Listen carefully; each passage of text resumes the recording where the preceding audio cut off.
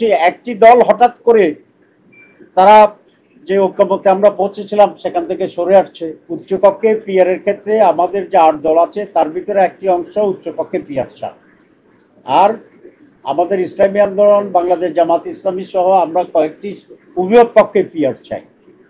দাবি হিসাবে আমাদের উভয়কের দায়িত্ব আমরা যারা চাচ্ছি সেটা অব্যাহত থাকবে, আর যারা উচ্চকক্ষের দাবি করছেন তার সাথে পুরা জাতির সরকারও সেটা চাচ্ছে, সেটা সেইভাবে সনদের মাধ্যমে যদি এটা গৃহীত হয়, আদেশ জারি হয়, তাহলে এটা এমনিতেই বাস্তবায়ন হয়ে যাবে।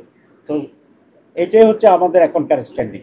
আসলে আমি তো গতকালকেই একটা আলোচনার আহ্বান করেছিলাম দলগুলোর ভিতরে। আজকে উপদেষ্টা পরিষদ সেরকম একটি আহ্বানে সকল দলের কাছে জানিয়েছে। আমরা এখন দেখতে চাই মেন স্টেক হোল্ডার মৌলিকভাবে যে সমস্ত দল আছেন তারা এই আহ্বানকে কিভাবে সাড়া দেয়।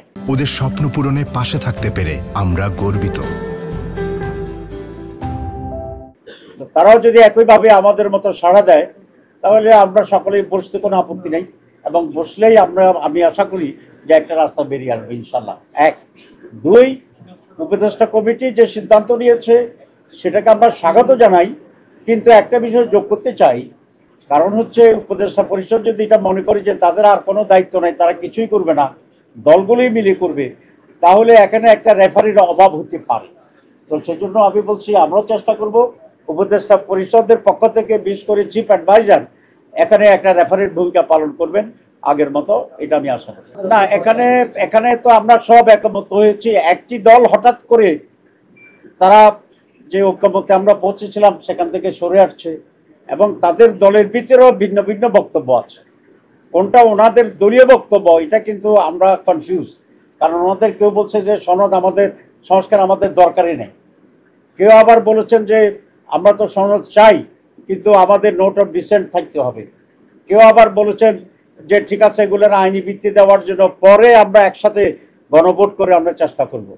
তো এখানেই মূল বিষয়টা এখানে আটকে আছে। তারা যদি এটা স্পষ্ট করেন যে এটা আমাদের দলীয় বক্তব্য, এবং তারা বলেন যে তারাও আলোচনায় এসে একসাথে টেবিলে এটা সলিউশনের একটা উদ্যোগ নেবে, আমি মনে করি জটিলতাটা কমে যাবে এবং সেটাকে আমরা ওয়েলকাম। আমরা কোথায় সরব? কারণ হচ্ছে জুলাই সনদ যদি বাস্তবায়ন না হয় তাহলে গণভোট পরে হয়েও তো কোনো লাভ নাই, আগে হয়েও কোনো লাভ নাই। সনদটাই হচ্ছে আমাদের মূল।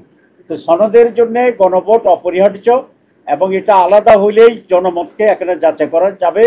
যদি একসাথে করার যে ষড়যন্ত্রটা বা একটা কূটকৌশল, সেটা হলে আপনারা দেখবেন যে ওই দিন হানা ভোটের ব্যাপারে কোনো কারো মনোযোগ থাকবে না। কারোর মনোযোগ থাকবে দানের শীষ, কারো মনোযোগ থাকবে হাত পাকা, কারো মনোযোগ থাকবে তার নিজস্ব দল, কারণ সেদিন একটা ভোটও তার জন্য গুরুত্বপূর্ণ। তো দেখা যাবে আমরা মার্কা নিয়ে আসি, আমাদের দল নিয়ে আসি, গণভোট সেখানে কোনো গুরুত্ব পাবে না। তখন তারা বলবে যে মানুষ তো এটা চায় নাই, সুতরাং গণভোট আর হতে পারবে না। এরকম একটা কৌশল আমরা আশঙ্কা করি। আমরা দেখেছি যে না গণভোট বিষয়ে না ভোটের একটা ক্যাম্পেইন